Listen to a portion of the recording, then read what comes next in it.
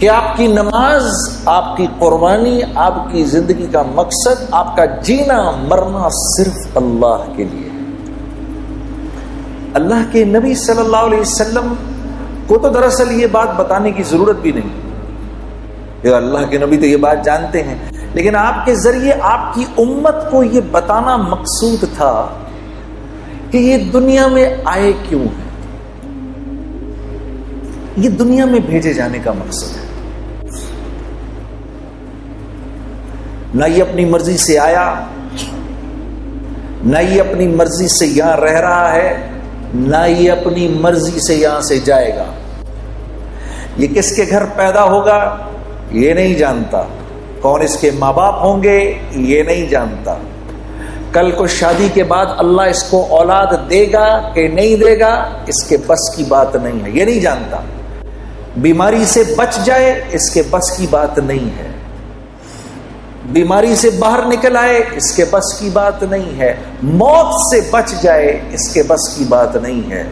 تو یوں تو یہ بھی بالکل اللہ کے حکموں میں جکڑا ہوا ہے، بس تھوڑا سا اللہ نے اس کو یہ اختیار دیا ہے، کیونکہ اس کے ساتھ اللہ نے جنت اور جہنم کا معاملہ رکھنا ہے،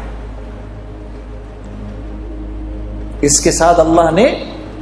جنت اور جہنم کا معاملہ رکھنا ہے۔ یہی وہ اختیار ہے میرے عزیز دوستو جس کی بنیاد پر اللہ نے انسان کو باقی تمام مخلوق سے اشرف بنایا ہے، اور یہ اشرف المخلوقات کہلاتا ہے۔ صرف ایک یہ وجہ ہے، ورنہ تو دیکھو کتنا کمزور ہے، اپنی پیدائش کے وقت اس کو تو ہوش ہی نہیں ہوتا۔ اس کے برعکس مچھلی کا بچہ انڈے سے نکلتا ہے فوراً تیرنا شروع کر دیتا ہے، مرغی کا بچہ انڈے سے نکلتا ہے چلنا شروع کر دیتا ہے، بکری کا بچہ تھوڑی دیر میں کھڑا ہو جاتا ہے۔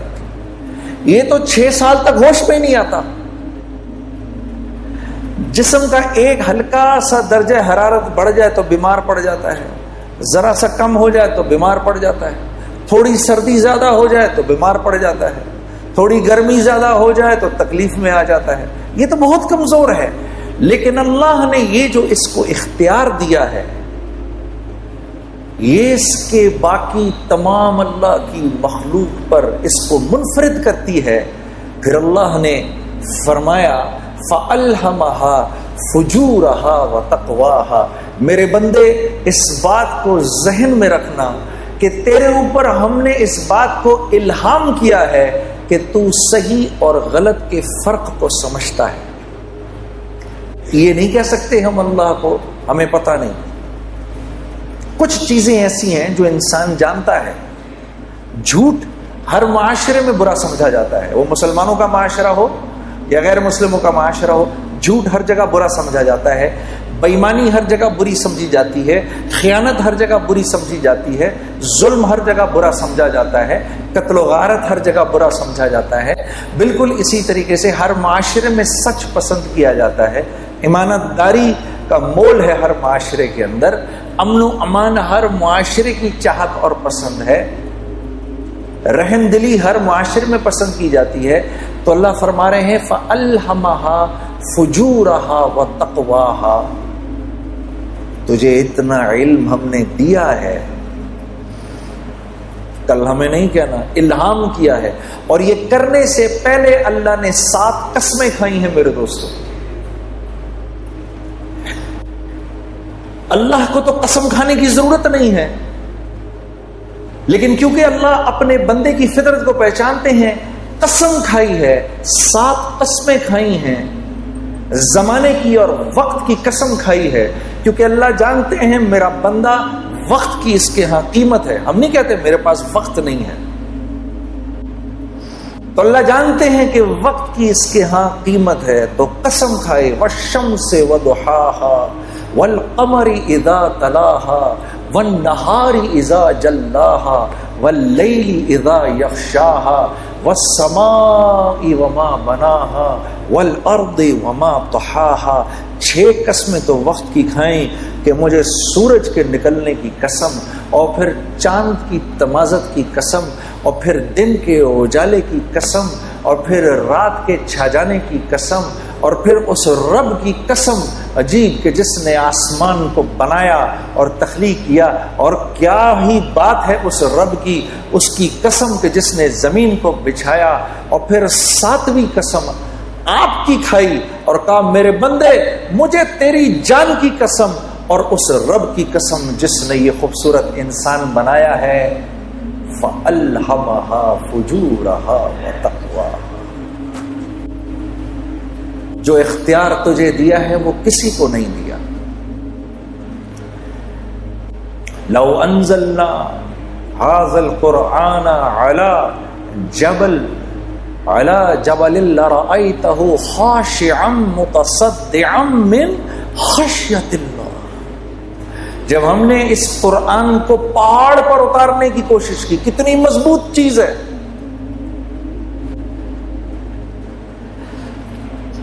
یہ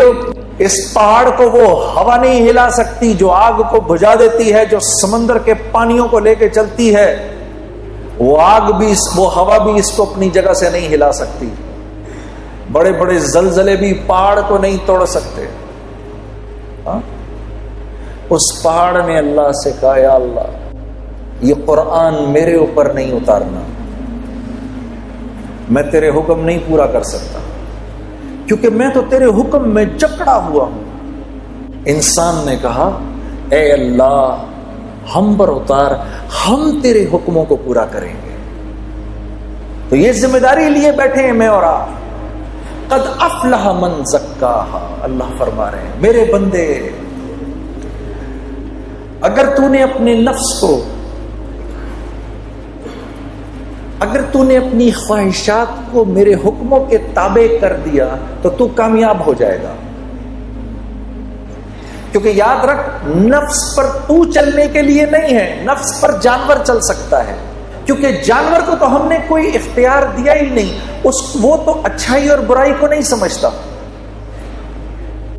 کتے کو کل اللہ پکڑ کر جہنم میں نہیں ڈالے گا کہ تو نے فلاں کی ٹانگ کیوں پکڑی، وہ کہے گا یا اللہ تو نے مجھے جس فطرت پر پیدا کیا میں نے پوری زندگی اس فطرت پر گزار دی، میں نے اسی فطرت پر زندگی گزاری۔ سانپ کو اللہ جہنم میں نہیں ڈالے گا کہ تو نے کیوں کاٹا فلاں کو، وہ کہے گا اللہ یہ تو نے بات میری فطرت میں ڈالی تھی